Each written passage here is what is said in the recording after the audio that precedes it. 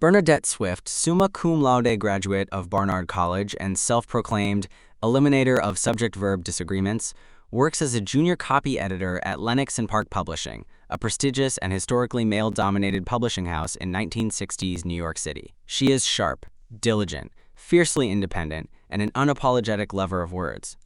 She's also the only female copy editor in her department, and is constantly reminded of it, not through words, but through the menial, often humiliating tasks imposed upon her by her boss, Mr. Wall.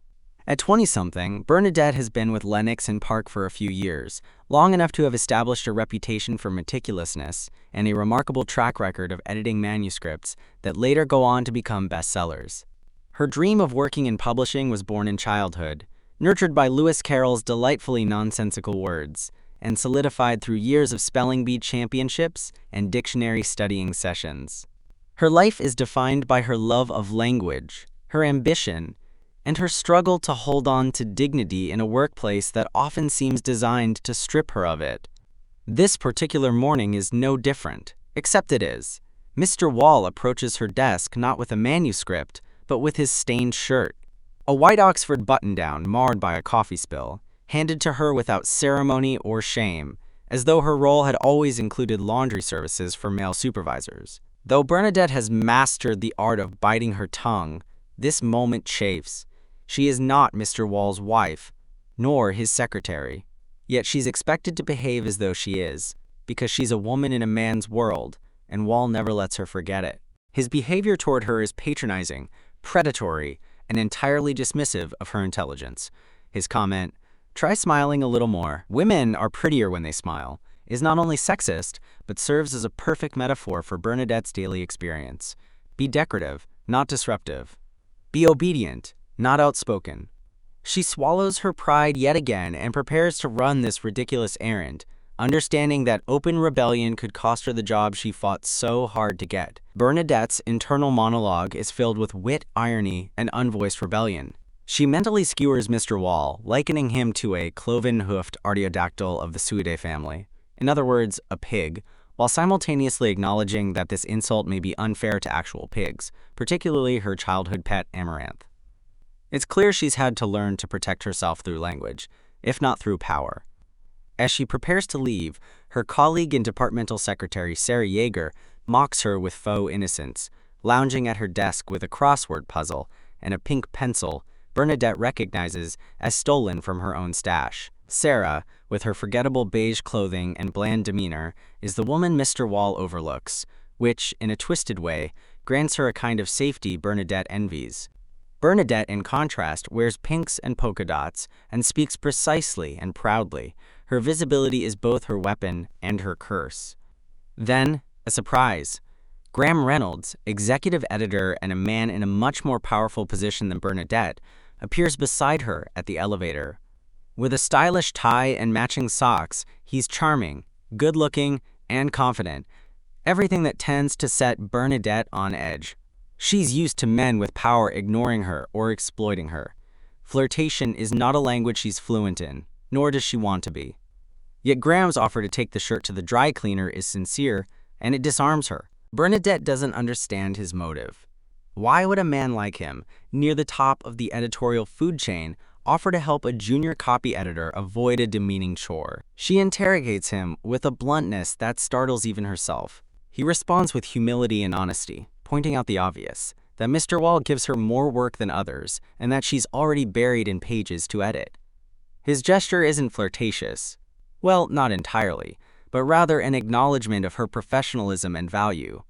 This, more than anything, throws Bernadette off balance. After some wary back and forth, she hands him the shirt, reluctantly, and reinforces a boundary.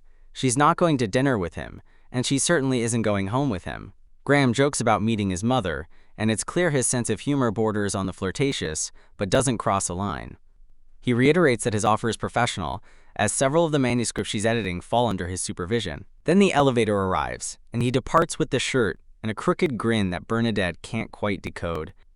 As soon as the elevator doors close, Bernadette spins away, her thoughts a flurry of irritation, confusion, and perhaps something like reluctant appreciation.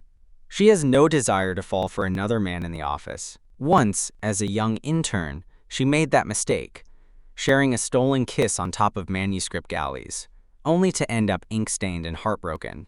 That humiliation is etched into her memory, a constant reminder not to let her guard down, especially not at Lennox and Park. Still, Graham's unexpected kindness opens a small crack in the wall she's built around herself. It's not romance she's after. Certainly not. It's respect.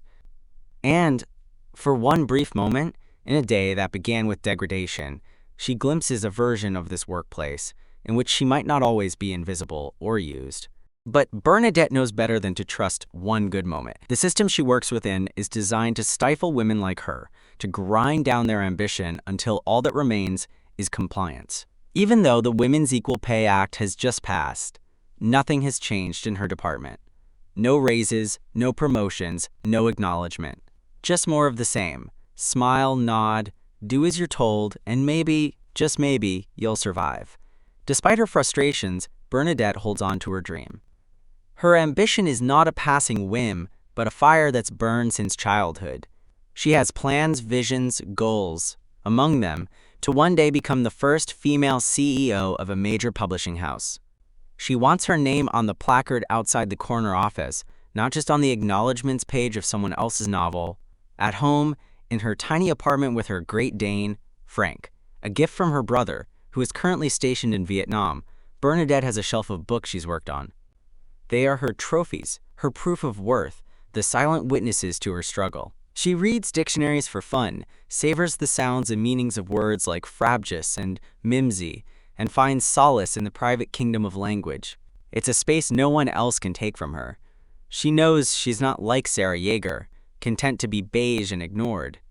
Nor is she like Graham Reynolds, buoyed by power and good looks. She's Queen Bee, the nickname her childhood friends gave her. And not because she was bossy, but because she ruled every spelling bee in the state.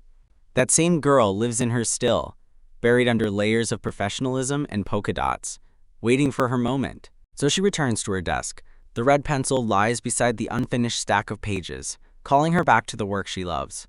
Words are her armor, her refuge, and her revolution. She may not have been given the authority to change the rules. Not yet. But with each correction, each clarified sentence, each manuscript made better by her hand, she is quietly laying the groundwork for her ascent.